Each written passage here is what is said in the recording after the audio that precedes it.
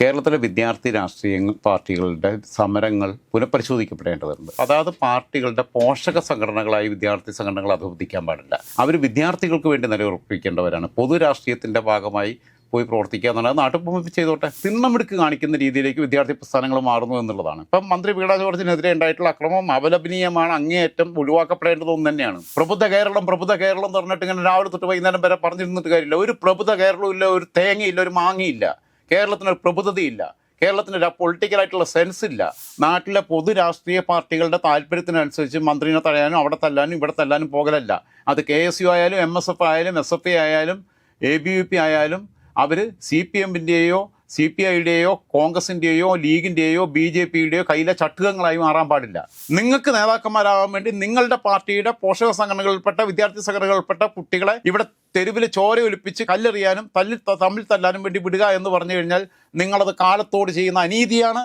കാലം അതിന് കണക്ക് ചോദിക്കും. നമസ്കാരം. ഇപ്പോൾ കേരളത്തിലെ പ്രധാനപ്പെട്ട ചർച്ച എന്ന് പറയുന്നത് വീണ ജോർജിന് നേരെ ഉണ്ടായിട്ടുള്ള കരിങ്കൊടി പ്രതിഷേധവും അതിനെ തുടർന്ന് വീണ ജോർജിന് പരിക്കേറ്റതുമാണ്. ഒരു വിദ്യാർത്ഥി പ്രസ്ഥാനം ഈ രീതിയിലൊരു മന്ത്രിയെ ആക്രമിക്കുന്ന നിലയിലേക്ക് മാറിയത് എന്തുകൊണ്ടാണ്? രണ്ടാമത്, ഈ പ്രതിഷേധങ്ങളെ CPM ഏത് നിലയിൽ പ്രതിരോധിക്കാനായിട്ടാണ് തയ്യാറെടുക്കുന്നത്? അല്ല, ഇത് KSU നടത്തിയോ SFI നടത്തിയോ MSF നടത്തിയോ ABVP നടത്തിയോ എന്നുള്ളതല്ല. കേരളത്തിലെ വിദ്യാർത്ഥി രാഷ്ട്രീയ പാർട്ടികളുടെ സമരങ്ങൾ പുനഃപരിശോധിക്കപ്പെടേണ്ടതുണ്ട്. സമര രീതികൾ കാലത്തിനനുസൃതമായി സമരങ്ങൾ നവീകരിക്കപ്പെടേണ്ടതുണ്ട്. പണ്ട് നമ്മളെ പരിപാടി KSRTC ബസ് കണ്ടു കഴിഞ്ഞാൽ അതിന് കല്ലെറിയുക, പോലീസ് ജീപ്പ് കണ്ടു കഴിഞ്ഞാൽ അതിന് കല്ലെറിയുക, ഇതന്നെയായിരുന്നു പരിപാടി. SFI ആയാലും KSU ആയാലും MSF ആയാലും പിന്നെ ഏത് പാർട്ടിയാണെങ്കിലും ABVP ആണെങ്കിലും ഒക്കെ ചെയ്യുന്നതാണ്. ഒരു പ്രതിപക്ഷത്തിരിക്കുമ്പോൾ ഭയങ്കര സമരമാണ്, ഭരണപക്ഷത്ത് എത്തിക്കഴിഞ്ഞാലോ ഓരോ പാർട്ടി ഭരിക്കുകയാണെന്നുണ്ടെങ്കിൽ ഒരു സമരമില്ല, ചെയ്തതൊക്കെ നല്ലത് എന്നുള്ള രീതിയിലാണ്. അതായത് പാർട്ടികളുടെ പോഷക സംഘടനകളായി വിദ്യാർത്ഥി സംഘടനകൾ അധപതിക്കാൻ പാടില്ല. വിദ്യാർത്ഥി സംഘടനകൾക്ക് സ്വന്തമായ ഒരു അസ്തിത്വം, ഒരു ഐഡൻറ്റിറ്റി ഉണ്ടാവേണ്ടതുണ്ട്. അവർ വിദ്യാർത്ഥികൾക്ക് വേണ്ടി നിലയുറപ്പിക്കേണ്ടവരാണ്. പൊതു രാഷ്ട്രീയത്തിൻ്റെ ഭാഗമായി പോയി പ്രവർത്തിക്കുക എന്നുള്ളത് നാട്ടുപൊമ്പ് ചെയ്തോട്ടെ. ക്യാമ്പസിൽ നിന്ന് കുട്ടികളെ ഇറക്കിയിട്ട് മറ്റു രാഷ്ട്രീയ താല്പര്യങ്ങൾക്ക് വേണ്ടി കുട്ടികളെ ഇറക്കി കൊണ്ടുപോയി സമരത്തിൽ ഏർപ്പെടുത്തുന്ന രീതിയോട് വിയോജിപ്പുണ്ട്. ആരോഗ്യ മേഖലയിലെ പ്രശ്നങ്ങളിൽ പ്രതികരിക്കാനല്ല വിദ്യാർത്ഥികൾ ഇരിക്കുന്നത്. മെഡിക്കൽ കോളേജുകളിൽ എന്തെങ്കിലും കുട്ടികൾക്ക് പ്രശ്നങ്ങളുണ്ടെങ്കിൽ അതിലാണ്. കാരണം ഇതൊരു വർഗ സംഘടനയല്ല, ഒരു ബഹുജന സംഘടനയാണ് വിദ്യാർത്ഥി സംഘടന എന്ന് പറയുമ്പോൾ. അവരുടെ താല്പര്യങ്ങളാണ് അവർ സംരക്ഷിക്കേണ്ടത്. നമുക്കറിയാലോ, പലപ്പോഴും വിദ്യാർത്ഥികളുടെ ഐക്യ മുന്നേറ്റങ്ങൾ ഉണ്ടാവാറില്ലേ. LDF-ൻ്റെയും UDF-ൻ്റെയും ഭാഗമായിട്ടുള്ള വിദ്യാർത്ഥികളുടെ സർവകക്ഷി യോഗം ചേർന്ന് ഒരുമിച്ച് സമരങ്ങൾ നടത്താറുണ്ട്. ചില വിഷയങ്ങൾക്കകത്ത്, ചില ക്യാമ്പസുകൾക്കകത്ത്, മാനേജ്മെൻറ്റിനെതിരെയൊക്കെ. പ്രത്യേകിച്ചും ഇപ്പോൾ KSU-വിനെ കുറിച്ച് എടുത്ത് നോക്കുമ്പോൾ KSU-വിൻ്റെ വളരെ പ്രൗഢമായ ഒരു ചരിത്രം എടുത്ത് പരിശോധിക്കണം. പക്ഷേ ചരിത്രത്തിൽ കറുപ്പ് വീണിട്ടുണ്ടോ എന്ന് ചോദിച്ചാൽ ഉണ്ട്. നാരായണ സമരത്തിലൂടെയാണ് KSU ശ്രദ്ധിക്കപ്പെടുന്നത്. വയലാർ രവിയുടെയും AK ആന്റണിയുടെയും ഒക്കെ നേതൃത്വത്തിൽ. അന്ന് MO ജോണാണ് കൂടുതൽ ശ്രദ്ധിക്കപ്പെട്ടിരുന്ന നേതാവ്. MO ജോൺ നമ്മെ നയിക്കും എന്നാണ് പറഞ്ഞിരുന്നത്. MO ജോൺ ആരെയും നയിച്ചതുമില്ല, മൂപ്പര് വിസ്മൃതിയിലായിപ്പോയി. വയലാർ രവിയും AK ആന്റണിയൊക്കെ മുഖ്യമന്ത്രിയായി, കേന്ദ്രമന്ത്രിയായി അങ്ങനെയൊക്കെ വളർന്നു വന്നു. അതായത് 1957 കേരളത്തിൽ രൂപീകൃതമായ ഐക്യ കേരളത്തിൻ്റെ പ്രഥമ മുഖ്യമന്ത്രിയായിരുന്ന EMS-ൻ്റെ നേതൃത്വത്തിലുള്ള മന്ത്രിസഭയിലെ ഭൂപരിഷ്കരണ നിയമവും അതേപോലെ വിദ്യാഭ്യാസ പരിഷ്കരണ നിയമവും ഉൾപ്പെടെയുള്ള ജനക്ഷേമകരമായ പ്രവർത്തനങ്ങൾ അത് തങ്ങളുടെ നിക്ഷിപ്ത താല്പര്യങ്ങൾക്ക് വിരുദ്ധമാകും എന്ന് കണ്ട് തിരിച്ചറിഞ്ഞ് ആ തീരുമാനങ്ങളെയും ആ സർക്കാരിൻ്റെ നയ രൂപീകരണത്തെയും അട്ടിമറിക്കുന്നതിന് വേണ്ടി അക്കാലത്തെ നായർ പ്രമാണിമാരുടെയും ക്രിസ്തുമത മേലധ്യക്ഷന്മാരുടെയും തലയിലുദിച്ച കുടിലതന്ത്രത്തിൻ്റെ പ്രകടരൂപമായിരുന്നു KSU എന്ന് പറയാതിരിക്കാൻ കഴിയില്ല. അങ്ങനെയാണ് വിമോചന സമരത്തിലേക്ക് വരുന്നത്. കാരണം ഈ കുട്ടികളെ കൊണ്ടാണേ. എൻ്റെ അച്ഛനൊക്കെ പറഞ്ഞിട്ടുണ്ട്, ചെറിയ കുട്ടിയായിരിക്കുമ്പോൾ പിന്നെ സൺഡേ സ്കൂളിലൊക്കെ പഠിക്കുമ്പോൾ പള്ളിക്ക് വന്നിട്ട് അവിടെ നിന്ന് കൊണ്ടുപോയി എന്തിനാ കൊണ്ടുവന്നൊന്നും അറിയില്ല. EMS രാജിവെക്കുക അങ്ങനെ ഇങ്ങനെയെന്നൊക്കെ പറഞ്ഞിട്ട്, അങ്കമാലി കല്ലറയിൽ ഞങ്ങളുടെ സോദരിമാരാണെങ്കിൽ എന്നൊക്കെ പറഞ്ഞിട്ട് പിന്നെ അങ്കമാലിയിൽ വെടിവെപ്പൊക്കെ ഉണ്ടായിരുന്നു. 3 ക്രിസ്ത്യൻ യുവതികൾ മരണപ്പെടുകയൊക്കെ ചെയ്തിരുന്നു. അപ്പോൾ ഈ രീതിയിലാണ് ഈ സമരങ്ങളൊക്കെ വളച്ചൊടിച്ചിട്ടുള്ളത്. നമ്മുടെ യൗവനം എന്ന് പറയുന്നത് ജീവിതത്തിലെ ഏറ്റവും പ്രധാനപ്പെട്ട കാലഘട്ടമാണ്. ഒരു സമൂഹത്തിൻ്റെ ഏറ്റവും കൂടുതൽ ഉത്തരവാദിത്വമുള്ളത് യുവാക്കൾക്കാണ്. സമൂഹത്തിൻ്റെ കണ്ണാടിയാണ് യുവാക്കൾ. സമൂഹത്തിൻ്റെ പ്രതിഷേധം, രോഷം, സ്നേഹം, ആർദ്രത എല്ലാം പ്രതിഫലിപ്പിക്കാനുള്ള ഒരു കണ്ണാടിയാണ് യുവാക്കൾ എന്ന് പറയുന്നത്. അതുകൊണ്ടാണ് നമ്മൾ ശുഭിത യൗവനത്തെക്കുറിച്ച് പറഞ്ഞിട്ടുണ്ട്.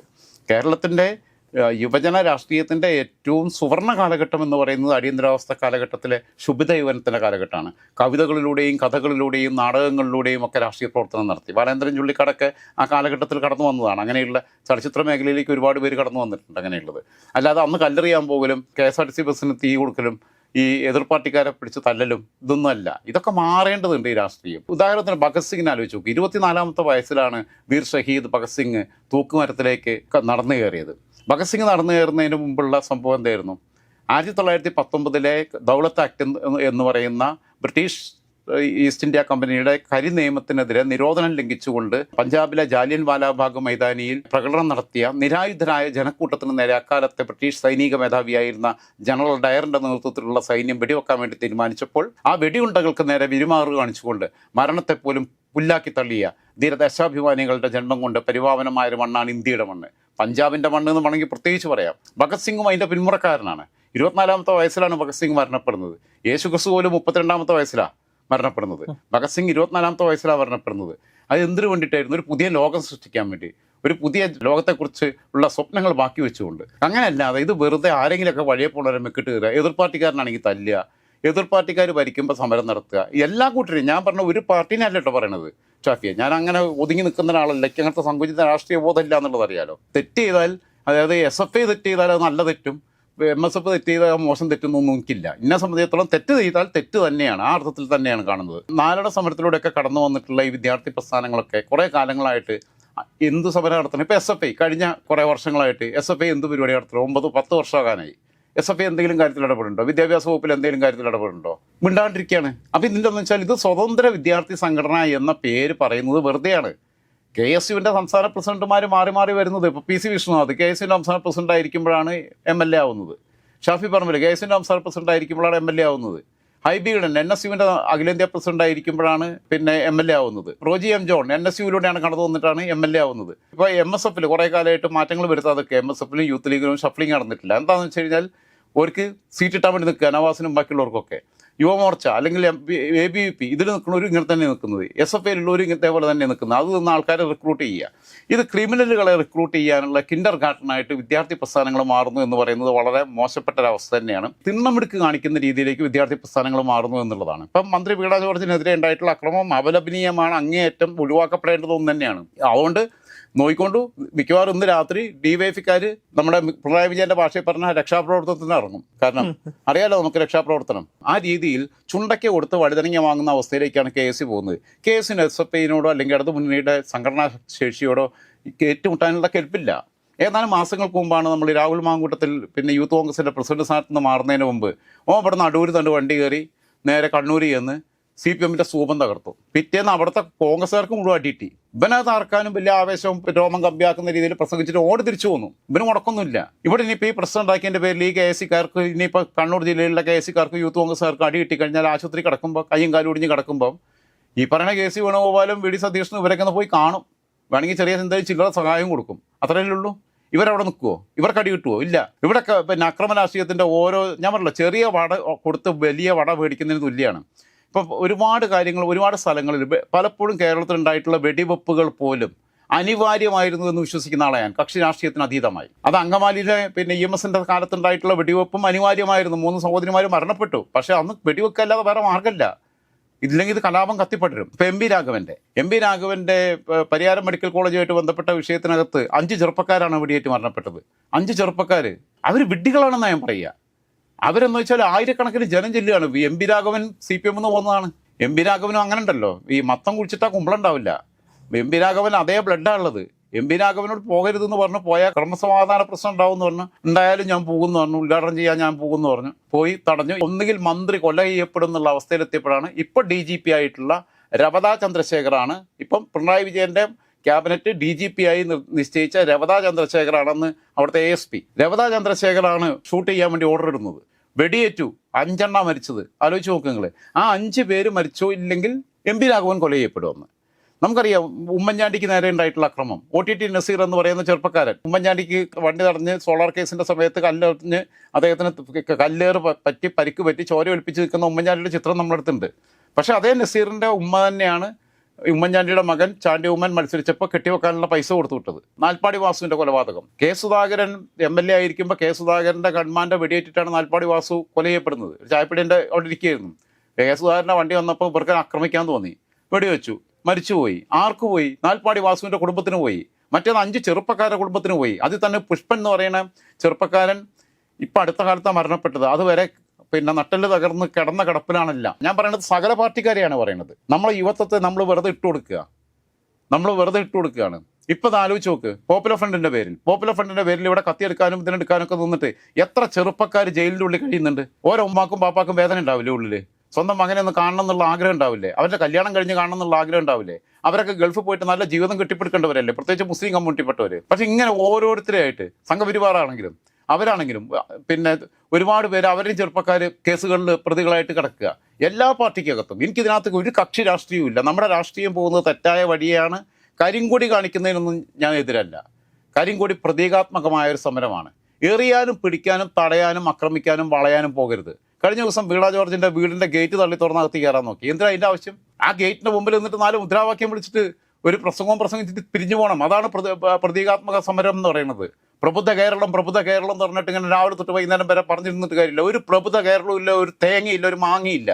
കേരളത്തിനൊരു പ്രബുദ്ധതയില്ല, കേരളത്തിന് പൊളിറ്റിക്കലായിട്ടുള്ള സെൻസ് ഇല്ല, കേരളത്തിൻ്റെ അക്രമ രാഷ്ട്രീയത്തിൻ്റെ വഴിയെ സഞ്ചരിക്കാനുള്ളത് ഇത് മാത്രമേ ഉള്ളൂ. ഞാനൊക്കെ ക്യാമ്പസിൽ പഠിക്കുമ്പോൾ നമ്മൾ പലപ്പോഴും പല രീതിയിലുള്ള പ്രശ്നങ്ങൾ ഉണ്ടായിട്ടുണ്ട്. KSUവിൻ്റെ MSFൻ്റെ ഒക്കെ നേതാക്കന്മാരായിട്ട്. മുൻ MLA ഇസാ ഉരിക്കള മകൻ, അതേപോലെ തന്നെ മുൻ മുനിസിപ്പൽ സ്റ്റാൻഡിംഗ് കമ്മിറ്റി ചെയർമാനായിരുന്ന തുറക്കൽ വാവട്ട്യാക്കൻ്റെ മകൻ ഗദ്ദാഫി, അതേപോലെ തന്നെ മുൻ മുനിസിപ്പൽ വൈസ് ചെയർമാനായിരുന്ന വല്ലാഞ്ചിറ ഷൗക്കത്താലാക്കേൻ്റെ മകൻ ഷബീർ ഒക്കെ ഞാനൊരു അടിയൊക്കെ ഉണ്ടായിട്ടുണ്ട്. പക്ഷേ ഇന്ന് ഞങ്ങൾ അടുത്ത സുഹൃത്തുക്കളാണ്. ഇന്ന് ഞങ്ങൾ ഇരിക്കുമ്പോൾ അവരൊക്കെ പറയണം അവരെ മക്കളെ ഇപ്പോൾ രാഷ്ട്രീയത്തേക്ക് ഇറങ്ങാൻ സമ്മതിക്കുന്നില്ല. കാരണം അന്നത്തെ പ്രായത്തിൽ നമ്മൾ ഈ 16-17 വയസ്സിലാണ്. നമുക്ക് വേറൊന്നുമില്ല. നമ്മുടെ ഒരു ആവേശത്തിൽ അങ്ങനെ പോവുകയാണ്. ആ പ്രായത്തിൽ രാഷ്ട്രീയത്തിൽ ഇടപെടാൻ പറ്റിയ പക്വതയുള്ള പ്രായമല്ല എന്നത് സ്വന്തം അനുഭവത്തിൽ നിന്ന് ബോധ്യമുള്ള ആളാണ്. വേണ്ട, സ്വരാജ് പിന്നെ CPM സംസ്ഥാന സെക്രട്ടേറിയറ്റ് മെമ്പർ സ്വരാജിൻ്റെ ക്യാമ്പസിൽ സംഭവം ഉണ്ടായി.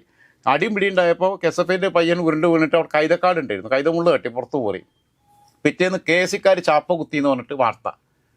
സ്വരാജിന് നിഷേധിക്കാൻ പറ്റില്ല. എനിക്കറിയാവുന്ന കാര്യമാണ്. അതിൽ ഷിബു എന്ന് പറയുന്ന പയ്യൻ്റെ. അതേപോലെ തന്നെ തിരുവനന്തപുരത്ത് ചാപ്പ കുത്തി എന്ന് പറഞ്ഞിട്ട് പിന്നെ KSക്കാരും പറഞ്ഞു അവിടെ ചാപ്പ കുത്തി എന്ന് പറഞ്ഞിട്ട് SFI എന്ന് പറഞ്ഞ് എഴുതി വെച്ചു എന്ന് പറഞ്ഞിട്ട്. ഏത് ഈ മുള്ളുകൊണ്ടെന്ന് SFI എന്ന് എഴുതി. അതിൻ്റെ ചെറിയൊരു വേദന ഉണ്ടാവും. എന്നിട്ട് ഇത് വലിയ വാർത്തയാക്കുക. ഇങ്ങനെയൊന്നല്ല രാഷ്ട്രീയം പോകേണ്ടത്. ക്യാമ്പസുകളിലെ പ്രശ്നങ്ങൾ പരിഹരിക്കുക. ക്യാമ്പസുകളിലെ വിഷയങ്ങൾക്കകത്ത്, അക്കാദമിക് വിഷയങ്ങൾക്കകത്ത്, സമയത്തിന് പരീക്ഷ നടത്താത്തതിനകത്ത്, സമയത്തിന് പിന്നെ പുസ്തകം കിട്ടാത്തതിനകത്ത്, അധ്യാപകർ മര്യാദയ്ക്ക് ക്ലാസ് എടുക്കുന്നില്ലെങ്കിൽ അതിനകത്ത്, പ്രാക്ടിക്കൽ ക്ലാസ്സുകൾ കൃത്യമായിട്ട് സമയബന്ധിതമായി പൂർത്തീകരിക്കുന്നില്ലെങ്കിൽ അതിനകത്ത് പ്രതിഷേധിക്കാനാണ് വിദ്യാർത്ഥി സംഘടന. അല്ലാതെ നാട്ടിലെ പൊതു രാഷ്ട്രീയ പാർട്ടികളുടെ താല്പര്യത്തിനനുസരിച്ച് മന്ത്രിനെ തടയാനും അവിടെ തല്ലാനും ഇവിടെ തല്ലാനും പോകലല്ല. അത് KSU ആയാലും MSF ആയാലും SFI ആയാലും ABVP ആയാലും അവർ CPMൻ്റെയോ CPIയുടെയോ കോൺഗ്രസിൻ്റെയോ ലീഗിൻ്റെയോ BJPയുടെയോ കയ്യിലെ ചട്ടുകങ്ങളായി മാറാൻ പാടില്ല. ഇപ്പം ഇതുകൊണ്ടുണ്ടാകുമ്പോഴെന്ന് വെച്ചാൽ വീണ്ടും ഇവിടെ വല്ലാത്തൊരു പ്രശ്നത്തിലേക്ക് പോകും. ഇവിടെ ഇപ്പം ഞാൻ പറഞ്ഞല്ലോ, ക്യാമ്പസ് രാഷ്ട്രീയത്തിൽ ക്യാമ്പസിൽ തമ്മിൽ തല്ലുകൂടിയവരൊക്കെ ഒരു കുറച്ച് കാലം കഴിയുമ്പോൾ വളരെ അടുത്ത സുഹൃത്തുക്കളാണ്. BJPയുടെ നേതാവ് K. സുരേന്ദ്രൻ എൻ്റെ അടുത്തിരുന്നിട്ട് പറഞ്ഞിട്ടുണ്ട്, അന്ന് കോളേജിൽ കൂടിയപ്പം SFIക്കാരുമായിട്ട് ഭയങ്കര അടിയായിരുന്നു, ഇവർ ABVP ആണ്, പക്ഷേ ഇന്ന് ഞങ്ങൾ നമ്മുടെ നല്ല സുഹൃത്തുക്കളാണെന്ന്. ഇതാണ് ഇതിൻ്റെ സ്ഥിതി. അന്ന് തിരിച്ചറിവില്ലാന്നേ, ബുദ്ധിയില്ലാന്നേ. ഈ ബുദ്ധി ഇല്ലാത്ത പൊട്ടന്മാരാണ് ഇപ്പോൾ ഈ സമരം നടത്താൻ പോകുന്നത്. നമ്മൾ കണ്ടല്ലോ, രാഹുൽ ഗാന്ധിയുടെ പിന്നെ ഓഫീസിൽ വാഴ വെക്കാൻ പോകുന്നു. അത് കഴിഞ്ഞിട്ട് ഇപ്പുറത്ത് കൊണ്ടിട്ട് ഇപ്പം അത് SFIക്കാർ പോയി. ഇപ്പം വീണ ജോർജിൻ്റെ വീട്ടിലേക്ക് തള്ളിക്കയറുക. എന്താണിത്? ഇത് എവിടേക്കാണ് നമ്മുടെ കേരളത്തിൻ്റെ രാഷ്ട്രീയം പോകുന്നത്? ഇതൊക്കെ വളരെ അപകടകരമായിട്ടുള്ള അവസ്ഥ തന്നെയാണ്. അതുകൊണ്ടാണ് ഞാൻ ഈ കാര്യങ്ങൾ പറഞ്ഞത്.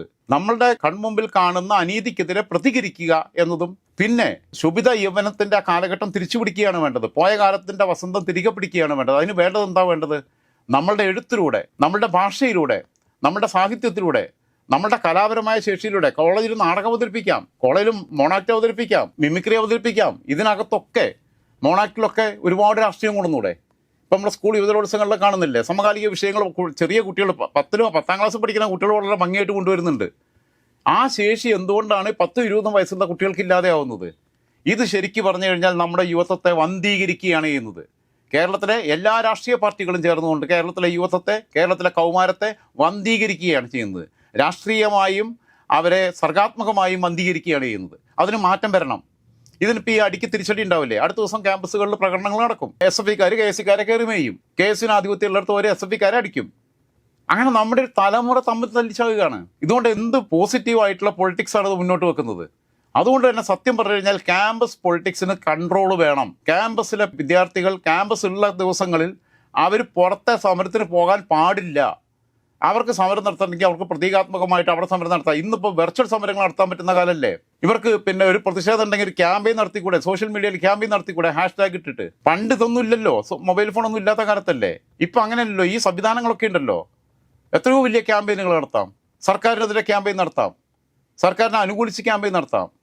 അല്ലാതെ കല്ലെറിയാനും മന്ത്രിനെ തടയാനും പോകേണ്ട ആവശ്യമൊന്നുമില്ല. വെർച്വൽ സമരങ്ങൾ നടത്താൻ പറ്റും, വെർച്വൽ ഘെരാവോകൾ നടത്താൻ പറ്റും, അതിനകത്ത് വലിയ പങ്കാളിത്തം ഉണ്ടാക്കാൻ പറ്റും. ആ രീതിയിൽ പുതിയ കാലഘട്ടം ആവശ്യപ്പെടുന്ന രാഷ്ട്രീയമായ മാറ്റങ്ങൾ, പുതിയ കാലത്തിൻ്റെ രാഷ്ട്രീയം അത് മുന്നോട്ട് വെക്കാൻ ഈ പുതുയുഗകാലത്ത് പുതുയുഗ റാലി സതീശൻ നടത്തിയിട്ടൊന്നും കാര്യമില്ല. ഏത് പാർട്ടിക്കാരാണെങ്കിലും രക്ഷാപ്രവർത്തനം മറ്റൊരു നടത്താൻ നിൽക്കണ്ട.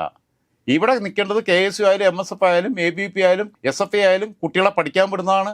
ഈ രക്ഷിതാക്കൾ കഷ്ടപ്പെട്ടാണ് പഠിക്കാൻ വിടുന്നത്. ഇവിടെ കുട്ടികൾ ഇതിലൊന്നും താല്പര്യമില്ലാത്ത കുട്ടികൾ എന്തുകൊണ്ടാണ് ഒരു +2 കഴിഞ്ഞാൽ അവർ കേരളം വിട്ടുപോകാൻ ആഗ്രഹിക്കുന്നത്? വിദേശത്ത് പോകണമെന്ന് ആഗ്രഹം. ഏറ്റവും കുറഞ്ഞത് പിന്നെ ബാംഗ്ലൂരോ ചെന്നൈയിലെങ്കിലും പോയി പഠിക്കണം എന്നാണ്. കാരണം ഈ സമാധാനപരമായി പഠിക്കാനുള്ള അന്തരീക്ഷം നഷ്ടപ്പെടുന്നു, അധ്യയന ദിനങ്ങൾ നഷ്ടപ്പെടുന്നു. അധ്യാപകരും കുറേ എണ്ണത്തിന് സപ്പോർട്ടാണ്, അതത് പാർട്ടി നോക്കിയിട്ട് AKPCTA KPCTU എന്നൊക്കെ പറഞ്ഞിട്ട് എല്ലാ പിന്നെ പാർട്ടിക്കാർക്കും കൊണ്ട് സംഘടന. അവരും ഈ കുട്ടികളുമായിട്ടും ലിങ്കാണ്. കുട്ടികളുടെ മെൻറ്റർമാരായിട്ട്, വഴിതെറ്റിക്കുന്ന മെൻറ്റർമാരായിട്ട് ഇവർ മാറിക്കൊണ്ടിരിക്കുകയാണ്. അതുകൊണ്ട് എൻ്റെ അഭിപ്രായത്തിൽ വീണ ജോർജിനോട് ഇപ്പോൾ കാണിച്ചിട്ടുള്ള സമരത്തിൻ്റെ പേരിൽ കാണിച്ചിട്ടുള്ള ആഭാസമാണ്, അത് വൃത്തികേടാണ്. ഇതിനി കേരളത്തിൽ ആവർത്തിക്കപ്പെട്ടുകൂടാ. കേരളത്തിലെ വിദ്യാർത്ഥി പ്രസ്ഥാനങ്ങളെ നിയന്ത്രിക്കാൻ അതാത് രാഷ്ട്രീയ പാർട്ടികൾ തയ്യാറാവണം. കാരണം അവർ നിങ്ങളുടെ കുട്ടികളാണ്, അവർ നിങ്ങളുടെ കുട്ടികളാണ്. നിങ്ങളെ സ്വന്തം കുട്ടികളെ നിങ്ങൾ വേറെ എവിടെയെങ്കിലും വിട്ടാൽ പഠിപ്പിക്കണതേ. നിങ്ങളെ പാർട്ടിക്കും വേണ്ടി പണിയെടുക്കുന്ന കുട്ടികളെ നിങ്ങൾ അതാണ് ചിന്തിക്കേണ്ടത്. ഇപ്പോൾ കേരളത്തിലെ രാഷ്ട്രീയ നേതാക്കന്മാർ നിങ്ങളുടെ സ്വന്തം മക്കൾ, കേരളത്തിലെ എല്ലാ രാഷ്ട്രീയ പാർട്ടിയുടെയും നേതാക്കന്മാരുടെയും പ്രധാനപ്പെട്ട എല്ലാ പാർട്ടിയുടെയും നേതാക്കന്മാരുടെയും മക്കൾ പഠിക്കുന്നത് പുറത്താണ്, വിദേശത്താണ്. അല്ല എന്നുണ്ടെങ്കിൽ കേരളത്തിന് പുറത്താണ്. എന്നിട്ട് അവരെ സുരക്ഷിതമാക്കിയിട്ട് നിങ്ങൾക്ക് നേതാക്കന്മാരാകാൻ വേണ്ടി നിങ്ങളുടെ പാർട്ടിയുടെ പോഷക സംഘടനകളിൽപ്പെട്ട വിദ്യാർത്ഥി സംഘടനകളിൽപ്പെട്ട കുട്ടികളെ ഇവിടെ തെരുവിൽ ചോര ഒലിപ്പിച്ച് കല്ലെറിയാനും തമ്മിൽ തല്ലാനും വേണ്ടി വിടുക എന്ന് പറഞ്ഞു കഴിഞ്ഞാൽ നിങ്ങളത് കാലത്തോട് ചെയ്യുന്ന അനീതിയാണ്. കാലം അതിന് കണക്ക് ചോദിക്കും എന്ന് മാത്രമാണ് പറയാനുള്ളത്.